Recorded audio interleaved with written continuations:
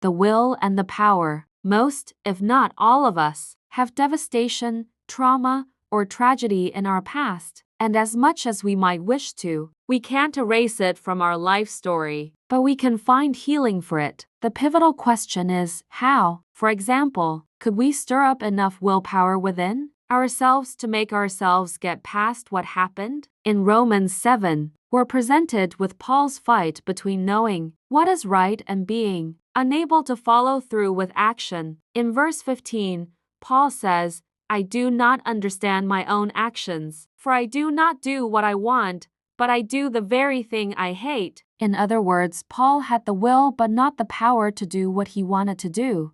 Likewise, what we need is a more desire, effort, or information, more behavior modification. What we need is the power of the Holy Spirit to change our heart, something only He can do. Heart transformation is the difference maker because it is systemic. It affects all we do and all we are. Remember what Solomon wrote, above all else, guard your heart, for everything you do flows from it. Proverbs 4:23. Paul put it this way in Ephesians 4:23-24.